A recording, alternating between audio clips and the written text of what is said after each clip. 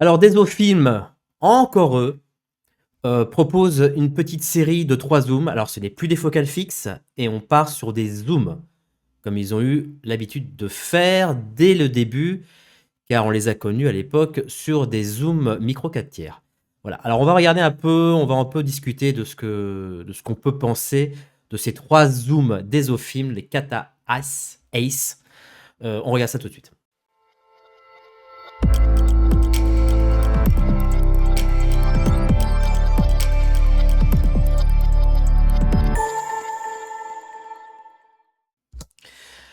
Découvrez l'ensemble des Desofilm Kata Ace, des objectifs à zoom cinématographique plein format sans vous ruiner. Alors, les voici les beaux zooms, mais cette fois-ci pour couvrir une plage qui va de 18 au 135 mm, ce que pourrait faire une série de focales fixes, pardon, avec une série de 6 objectifs. Là, il leur faudra simplement 3 zooms, ce qui est déjà beaucoup.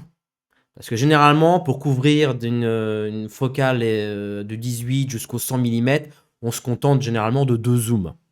Et si vous connaissez un peu, si vous avez l'habitude d'utiliser les zooms, et que vous avez peut-être le bonheur d'utiliser le fameux Varotal Cook 20-100, 20 mm, 100 mm, disponible chez Puzzle, eh bien, on couvre à peu près l'ensemble des focales, à peu près 20 mm jusqu'au 100 mm. Bon, évidemment, ça, c'est dans le domaine Super 35. Je dirais même plus dans le domaine 35, puisque le Super 35 est arrivé après. Là, ici, il faut 3 zooms qui sont à un prix, mais complètement délirant. C'est-à-dire, pour moins de 10 000 €, vous avez 3 zooms, ça fait à peu près 3 000 € le zoom. Alors attention, hein, je vous montrerai après où les acheter, hein, sans qu'évidemment que cette vidéo soit sponsorisée. Elle n'est nullement, mais c'est pour vous conseiller en tout cas.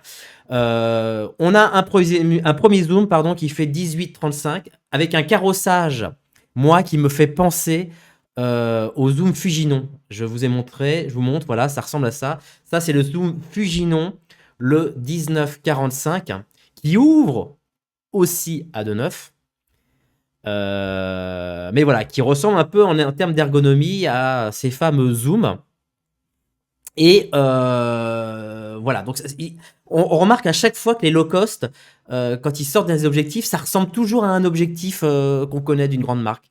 Là, il y a une série là que j'ai vue aussi, j'ai pas fait une vidéo dessus, mais peut-être que je vais certainement en parler, qui ont calqué réellement leur carrossage sur les Leica. D'ailleurs, on croit même que c'est des Leica. C'est marrant cette manière de copier un peu le carrossage de certaines grandes marques d'optique. Donc, ici, on a des zooms qui sont cette fois-ci, contrairement aux anciens, qui sont plein format.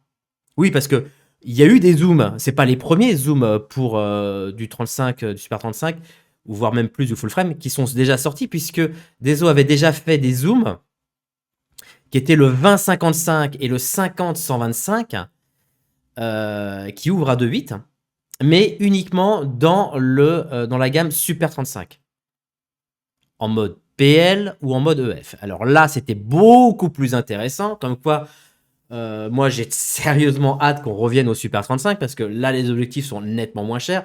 On voit que pour 2 zooms du 20 jusqu'au 125, on en a que pour 5 829 €.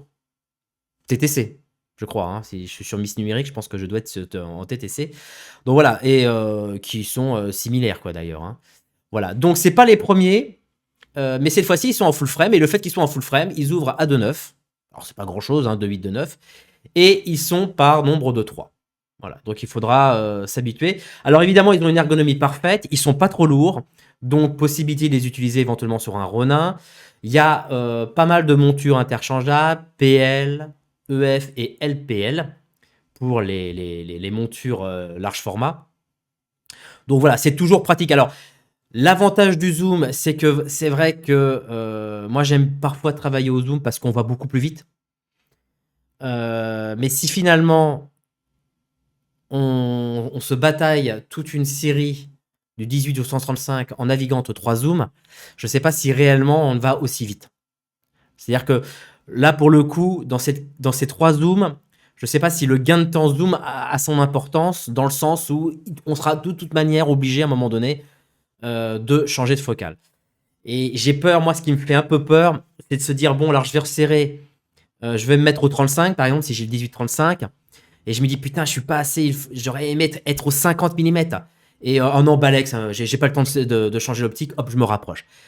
Ça me fait peur parce que d'un seul coup, on est en train de dénaturer le cadre par la focale. C'est un truc que j'ai horreur. Alors ça, il y a bien un truc en fiction que j'ai horreur, c'est bâcler la focale. Je trouve que la focale a une importance. Et du coup, ces genres de zooms où la série est divisée en trois, ça me fait un peu peur parce que j'ai peur qu'on soit confronté à ce problème. Cela dit, la conception de ce zoom est nettement différent visiblement des anciens modèles puisqu'ils ont insisté sur des éléments asphériques qui permettent d'éviter tout ce qui est aberration chromatique. Donc c'est quoi asphérique? C'est-à-dire que quand on a une lentille qui est bombée de façon sous la forme d'un cercle, comme ça, les foyers rouge, vert, bleu ne convergent pas au même endroit. Donc du coup, ça peut créer un aspect un peu de moutasse, un peu de floutasse, de moutasse quoi. Enfin, plutôt du moutasse que du flou. Donc du coup, on sait faire ça depuis très très très longtemps, où on corrige en utilisant des optiques avec des lentilles asphériques. Asphérique, ça fait une forme un peu bombée comme ça, et du coup, ça permet de corriger les problèmes des aberrations chromatiques, et surtout par les rayons qui viennent sur les extrémités que par le centre. Voilà, et ça aussi, c'est une aberration. Il y a l'aberration chromatique et l'aberration, je sais plus, dites-moi si dans les commentaires je me trompe, mais l'aberration chromatique, c'est quand les foyers ne tombent pas au même endroit, rouge, vert, bleu, et il y a une autre aberration qui est que quand les rayons viennent sur le côté, ne convergent pas non plus au même endroit. Et je crois que c'est pour ça qu'il y a le réglage asphérique. Je crois que l'aberration chromatique se corrige autrement par un système de groupe de lentilles. Voilà. Dites-moi si je me trompe dans les commentaires, parce que ça, c'est vieux, ça remonte à mes cours de BTS. Bon, bref. En tout cas, il semble que ça soit corrigé parce que Deso, ils ont quand même une petite réputation d'optique un peu moutasse. Hein, si vous voulez du sharpness, c'est pas trop avec ces zooms-là. Alors, ils les revendiquent, hein, c'est-à-dire qu'ils voilà, ils revendiquent quand même des images très douces, très naturelles, avec une peau très légère et tout. Il y a une démo là-dessus sur le site, vous la retrouverez. Alors, elles sont très belles, hein, le grand angle, là, je pense que c'est le 18. On a une impression de fuyante. Voilà, j'ai l'impression que. Enfin, moi, j'ai envie de les tester, ces objectifs. C'est-à-dire que avant de me précipiter si j'avais 10 000 euros à foutre quelque part, c'est que j'aurais envie d'abord de les tester. C'est très important. J'insiste sur le fait qu'avant de vous jeter sur des optiques, testez-les. Je sais que c'est pas forcément facile, surtout si on n'est pas trop de la région parisienne, mais ça vaut le coup d'aller, par exemple, chez nos amis comment ils s'appellent, de TRM, voilà, qui les proposent en précommande, disponible fin janvier. Ça vaut peut-être le coup de les tester là-bas. Vous voyez, là-bas, ils ont des caméras, ils ont plein de trucs, de les tester. Ils proposent la valise ici à 8 937 € hors taxe. Hors taxe, hein, c'est-à-dire qu'on ne doit pas être loin des 10 000 € quoi. TTC, mais si vous êtes en entreprise, vous récupérez la TVA. Avec d'un 18 jusqu'au 135. C'est une belle couverture en full frame. Et le 135 mm est une focale très très importante en full frame, puisqu'elle est à peu près une équivalence d'un 100 mm en Super 35. Donc elle est très importante, le 135 mm est très important, notamment pour ce qui est des gros plans. Si on veut vraiment des jolis gros plans, c'est important d'avoir un optique qui va jusqu'au 135 mm. Je vous rappelle que la focale standard pour les full frame est de 50 mm. Hein. Donc ça veut dire qu'on est à mi-tard sur la deuxième zoom entre le 35 et le 80. D'accord? Donc tout ce qui est en dessous du 50 est considéré comme une courte focale, tout ce qui est au-dessus du 50 est considéré comme une longue focale. Et je rappelle que pour avoir un joli portrait, une belle focale pour faire des portraits, il faut être à peu près entre 2 fois et 3 fois la focale standard, qui nous ramène donc au 135 mm. Donc c'est pour ça que c'est très utile. Donc là, vous avez une version, vous avez la possibilité de les acheter directement chez TRM. Cette vidéo n'est pas sponsorisée, je précise, je n'ai rien à voir avec TRM. Mais voilà, l'avantage, c'est qu'ils sont sur Boulogne, ils sont sur Paris, ils sont en France. Et ça vous évite les mauvaises surprises d'acheter à l'étranger, notamment par les frais de douane, etc., etc. Mais je peux vous inviter aussi à les contacter pour pouvoir les essayer. quitte à faire un petit séjour sur Paris, à venir les essayer parce que vaut mieux perdre un peu de temps et un peu d'argent pour les essayer et voir si réellement ces objectifs vous correspondent plutôt que les acheter et puis vous apercevoir que c'est trop moutasse, que c'est trop flairasse, que c'est trop je ne sais quoi. Donc voilà, donc j'avais noté aussi alors il y a le site, il y a tout le site des zoofilms que vous pouvez parcourir, etc. Le Fuginon, et donc la possibilité de les prendre chez TRM. Voilà, donc ça m'apparaît d'être des bons objectifs. C'est tout de même une chance. Là, il y a une démo, je crois, tournée avec un A7S3 et FX6. Je trouve que c'est une réelle chance en 2023 d'avoir un tel parc d'optiques disponible en mode low cost, chose qu'il n'y avait pas, je vous rappelle, il y a 15 ans. Le low cost n'existait pas dans aucun optique, aucune caméra et aucun accessoire vidéo HF, follow focus, etc. Aujourd'hui, on a l'avantage. Ouais, on les voit qui sont doux. Hein. Quand je vois les gros plans, ils sont doux. Et voilà, ça peut être intéressant. Je trouve que ça peut être intéressant, notamment sur tout ce qui est DSLR, quoi. Tout ce qui est caméra qui ne dispose pas de filtre OLPF. Du coup, la douceur de ces optiques viennent compenser le fait qu'on n'ait pas justement de filtre OLPF. Petit regret, a priori, que j'ai pu voir sur... attends, je vous laisse la démo pendant que je parle. Petit regret, c'est que ce qui est dommage, c'est qu'il n'y ait pas de bague de back focus. De bague de back focus. Qu'est-ce que c'est qu'une bague de back focus? C'est une petite bague qui est tout derrière au cul de l'optique, près de la monture, au cul de l'optique, hein, vraiment à l'opposé de la frontale, qui permet de faire le tirage optique. Voilà, et permettre justement, si la cote du tirage mécanique de votre caméra n'est pas bonne, de pouvoir compenser ça et d'avoir ce qu'on appelle un zoom par focale. Ça veut dire que quand vous faites le point en zoomant sur la focale la plus serrée et que vous élargissez, vous changez la focale, vous gardez la mise au point.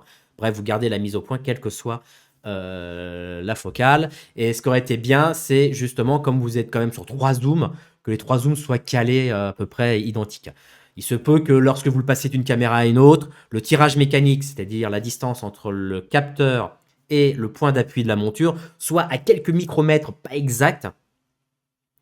Et dans ce cas-là, vous êtes obligé de caler l'optique, à défaut de caler le tirage. Toutes les caméras ne se calent pas au tirage. Du coup, si vous n'avez pas de petite back focus qui est quand même assez pratique, qui vous permet de faire ce réglage en l'espace de 30 secondes, si vous ne l'avez pas, eh ben vous êtes obligé de mettre des shims, hein, c'est-à-dire que démonter la monture et mettre des morceaux de petite épaisseur, les shims qu'on met à différentes épaisseurs. Et il faut les chercher, c'est pas facile. Il faut s'amuser à les essayer tous à différentes épaisseurs pour pouvoir bien caler votre optique. Bon, bref, vous allez perdre en gros 2 heures, où là, vous pourrez gagner 30 secondes. Vous pourriez le faire en 30 secondes. Donc voilà. C'est le truc que je reproche. C'est dommage qu'il n'ait pas mis de back focus. Voilà, ça, finalement, ça n'aurait pas coûté forcément le même prix. Voilà, dites-moi ce que vous en pensez dans l'espace commentaire. Je pense qu'il y en a beaucoup d'entre vous qui sont équipés justement de ce genre d'optique. Je sais que Deso ont fait une très belle série qui est la série rétro, disponible chez Puzzle, qui est extraordinaire. C'est-à-dire que c'est vraiment des optiques, on les reconnaît par leur côté argenté, qui permet d'avoir un côté vintage. Et pour le coup, le côté vintage est quelque chose qui peut bien appartenir à Deso parce qu'ils ont une tendance à être un peu dans la moutasserie. Dans la moutasserie, c'est très beau, c'est très joli ce que je sors comme mot. Et donc voilà, ils ont sorti plein d'optiques, fixe, zoom, ils sont vraiment sur le marché, c'est super cool, c'est génial. Ça permet vraiment d'élargir ce parc d'objectifs de la part de chez Deso et notamment d'avoir le choix multiple, notamment chez les loueurs. Pensez à vous abonner, à liker cette vidéo et à me dire ce que vous en pensez dans l'espace commentaire. Pensez aussi éventuellement à rejoindre Miziflix en cliquant sur le bouton rejoindre pour en apprendre beaucoup plus d'avantages et apprendre la lumière, la caméra, les focales, les calculs, etc. Il y a des cours, il y a des interros, il y a des lives, il y a plein de choses. Bref, allez-y, c'est sans engagement, vous pouvez cliquer dessus. Et moi, je vous dis à une prochaine. Merci, ciao.